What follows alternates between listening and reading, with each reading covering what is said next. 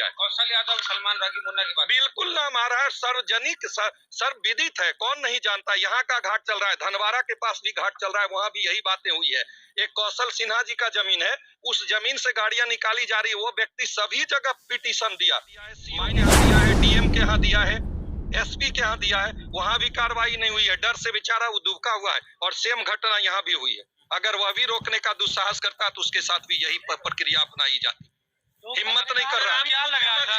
मैं तो आज आकर के मैं वही देख रहा हूँ, मैं आपके सामने तो कह रहा हूँ कि मैं वरीय पदाधिकारी से बात करूंगा कि इसकी जांच आप आकर के स्थलीय जांच करिए, और अगर आपके पास समय नहीं है तो हम सब अपनी गाड़ी से ले जाकर इन लोगों को उनके समझ खड़ा कर देंगे कि ये कौन अपराधी है। ये 80 साल 85 साल की बूढ़ी माँ हमारी, जो महिलाएं वो कौन सा अपराध की होंगी। आप जरा इस पर असेसमेंट करिए, आकलन करिए, और इसकी गहराई से जांच करिए, और दोषी व्यक्ति के विरुद्ध कार्रवाई करिए। क्या लगता है कि बिहार में फिर से जंगल राज स्थापित हो गया है सर? बिल्कुल, ये जंगल राज, इतना तो जंगल राज में भी आप नहीं देखा होगा जिस तरह की घटनाएं यहाँ घटित हुई है। हमने अभी तक राजनीतिक जीवन में इतने दिनों में बहुत जगह घूमने का और देखने का मौका मिला, इतना विभत्स तरीके से किसी गांव में घुसकर पुलिसिया तांडव हमने नहीं देखा। डीएसपी से सवाल पूछते हैं पत्रकार, तो पत्रकार पर भी एफआईआर हो जाता है। यही तो दुखद और दुर्भाग्यपूर्ण बात है कि वह लोकतंत्र की आवाज को दबाना चाहते हैं, जो कतई संबंध है। डीएसपी साहब की भूल है, वो अगर चाहते हैं तो पत्रकार भी इतने कमजोर नहीं है, और न्याय में इतनी ताकत है कि आप सच्चाई को दिखाया है। मुझे पता है, इन बातों की जानकारी भी है कि जहां गहरे किए गए थे, जहां 10 मीटर तक गहरा किया गया, जबकि सर्कुलर के अनुसार जहां तक मुझे जानकारी के 2 मीटर बालू उठाव का प्रावधान है, 10 मीटर बालू का उठाव किया गया था, जिसका लोगों ने, ग्रामीणों ने वहां पे ये बातों को कहा कि मेरा इससे वाटर का लेयर चला जाएगा और मेरे पैन में पानी नहीं आ पाएंगे, वहां कब्रिस्तान है, वहां शमशान है, तो वहां पे फिर कटाव हो जाएगा, जिसके कारण ग्रामीणों ने जाकर के वो कहने का कोशिश किया, और पुलिस वाले खड़े होकर, डीएसपी स्वयं वहां पे खड़ा थे, जैसा अभी ग्रामीणों ने बताया, और वहां जेसीबी से उस गड्ढे को भरा जा रहा था जब आप लोगों ने पिक दिखाया तो। और उसी के कारण पत्रकार भाइयों पे प्राथमिकी दर्ज की गई। पहले तो ठेठ किया गया, और प्राथमिकी भी हमने सुना है कि दर्ज की गई है।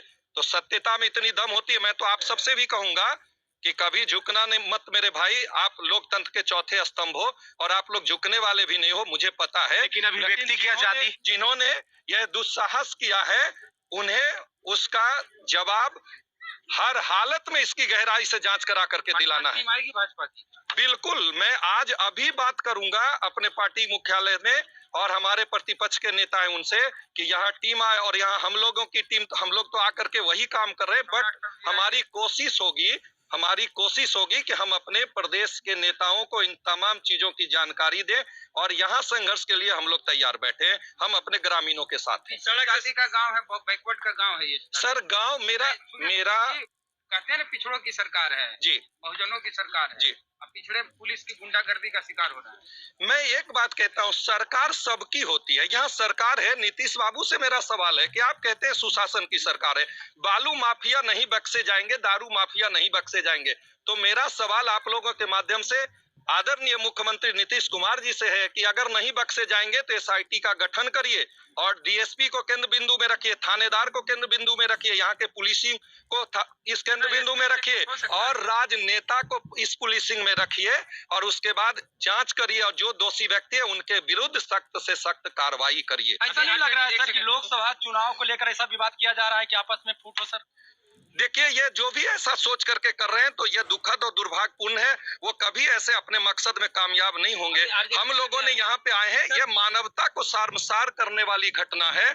हम लोग वोट बैंक अपने जगह है, राजनीति अपने जगह है, टीम अपने और दल अपने जगह है, पर यहाँ पे जो घटना हुई है ना, वो मानवता को शर्मसार करने वाली घटना है।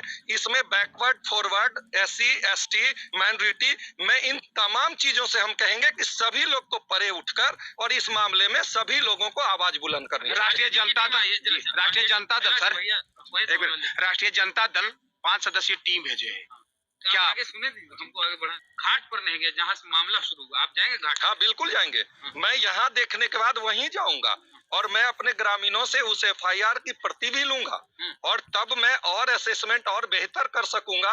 और ऐसे हम यहाँ देख ग्रामीणों का और जो निरीह जनता है, जो आज भी जिनके पास जुबान नहीं है कि वो सामने आप कैमरे के सामने आके कह सके, चूंकि अज्ञात इतना डाला हुआ है कि उन्हें डर है कि हम अगर कुछ बोलेंगे तो मेरे खिलाफ कार्रवाई होगी, मुझे भी एफआईआर में नामजद कर दिया जाएगा। मैं आपके माध्यम से, चैनल के माध्यम से भी कह रहा हूं, मैं स्पेशली एसपी साहब से बात करूंगा कि आप जब तक स्वयं आप आए भी हैं स्थल पे और आप थे वेद जी, मैंने देखा है, विजुअल आपने लिया है, मैं कहूंगा कि आप जब तक जांच नहीं करते हैं, जो अज्ञात या ज्ञात है, आपके पास तो विजुअल होगा, आपके पास सीडी होगा, आपके पास कैमरे में लिया गया पिक्चर होगा, प्रूव्ड होगा।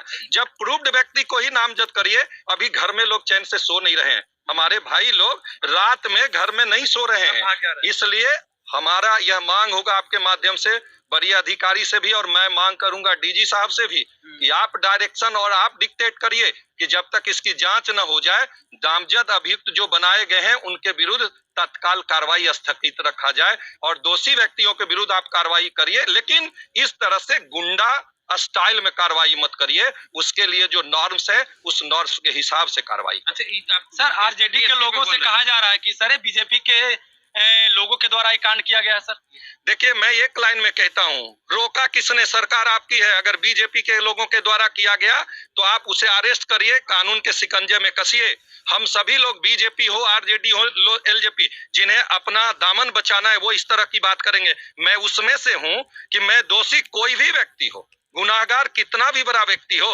अगर हिम्मत है, अगर दम है, सरकार अविलंब उसके विरुद्ध कार्रवाई करिए। क्या लगता है बालू माफिया वाला पैसा वहाँ सरकार तक पहुँचती है क्या?